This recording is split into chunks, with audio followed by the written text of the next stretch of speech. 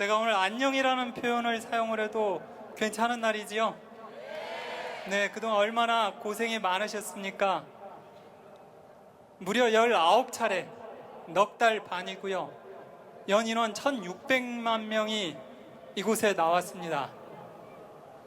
그렇게 해서 겨우 박근혜 한 사람 대통령직에서 파면시켰습니다. 어찌됐든 기쁘시죠? 그런데 그 얘기 여러분 많이 들으셨을 겁니다. 박근혜가 물러난 것은 물러난 것이고 이제 새로 시작했을 뿐이다. 새로운 시작이다. 그동안 이명박 박근혜 정부하에서 쌓였던 온갖 사회적 적폐들을 이제 새롭게 청산해야 될 시기이다. 이런 얘기 많이 들으셨죠? 얼마나 한심합니까? 그동안 엄동설안을 뚫고 엄청나게 많은 인파가 이곳에 쏟아져 나왔는데 앞으로 또 쏟아져 나와야 한다는 얘기 아닙니까? 그렇습니까? 그렇게 되면 안 되죠. 그렇게 되면 안 됩니다. 바로 그렇게 되면 안 되기 때문에 제가 그 팁을 드리기 위해서 이 자리에 나왔습니다. 그 사회적 적폐를 청산하는 첫 번째 출발점은요, 검찰과 언론을 개혁하는 것입니다. 생각을 해보십시오. 지난 넉 달 반 동안 여러분들이 이 자리에 나와서 박근혜 물러가라고 그렇게 외쳐댔습니다. 그 목소리를 언론이 대신해서 냈다라면 여러분들이 추운 겨울에 이 차가운 광장에 나올 이유가 있었겠습니까? 마찬가지입니다.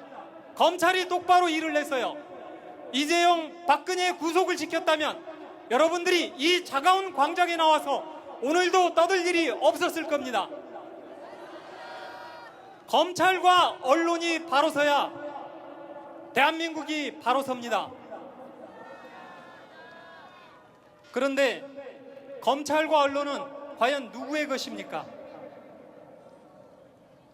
조중동, 재벌 전부 다 개인의 것이라고 칩시다.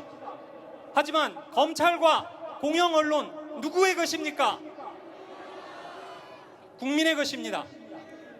바로 여러분들이 주인입니다. 그런데 그동안 우리 주인들이요, 주인 역할을 제대로 하지 못했습니다. 검찰의 인사권, 공영 언론사 사장의 인사권을 누구에게 맡겼습니까? 대통령과 일부 정치인들에게 맡겼습니다. 그 결과 어떻게 됐습니까? 말하지 않아도 잘 아시죠? 대통령과 일부 정치인들의 눈치를 보면서 검찰과 언론이 그 비위 맞추기에만 급급했습니다. 인사권을 잘못 맡기는 바람에 검찰과 언론이 자기 주인을 알아보지 못하고 엉뚱한 사람들의 충견 노릇을 한 것입니다. 바로 이 문제를 고치지 않으면요, 앞으로도 사회적 적폐 청산 어렵습니다. 우리가 인정하고 싶건 싶지 않건 간에 이번에 박근혜 게이트 어디에서 출발했습니까?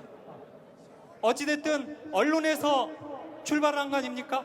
그렇죠? 그리고 특검을 통해서 우리가 박근혜 게이트의 진실을 일부나마 밝혀낼 수 있었던 거 아닙니까?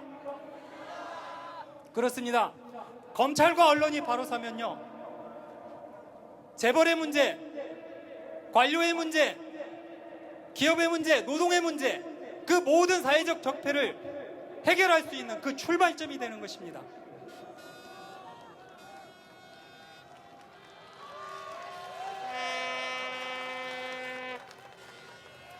그래서 저는 이 자리에서 제안을 하고 싶습니다. 앞으로 언론과 검찰의 인사권을 국민에게 돌려줘라.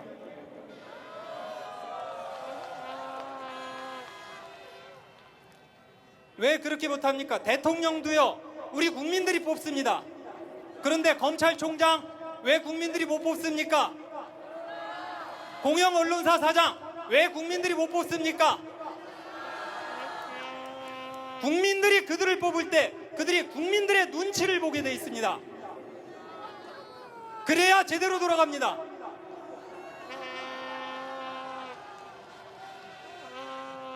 이번에 박근혜가 탄핵을 당하면서요, 이런 얘기들을 많이 합니다. 위대한 국민의 승리다, 촛불의 승리다라는 이야기를 합니다. 왜 꼭 이런 이벤트가 있을 때만 위대한 국민이 등장을 하고요, 이런 이벤트가 끝나고 나면 국민은 사라져버립니다. 그렇죠? 국민이 왜 일상 속으로 들어오지를 못합니까? 우리가 민주주의 제도를 좀 더 확대해서 공영언론사 사장을 뽑든지 검찰총장을 뽑든지 경찰청장을 뽑든지 바로 그런 과정마다 국민들이 아래로부터 감시할 수 있는 제도를 만드는 것, 그럼으로써 국민들이 아래로부터 권력기관을 철저하게 통제할 수 있도록 만드는 것, 바로 이게 제대로 된 민주주의 국가가 나아가는 길이 아니고 무엇입니까? 마지막으로 한마디만 하겠습니다. 예수님께서 이런 말씀을 하셨어요. 카이사르의 것은 카이사르에게, 하나님의 것은 하나님에게 돌려줘라. 하나를 더 추가하고 싶습니다. 국민의 것은 국민에게 돌려줍시다. 고맙습니다. 이용마 기자님께 다시 한번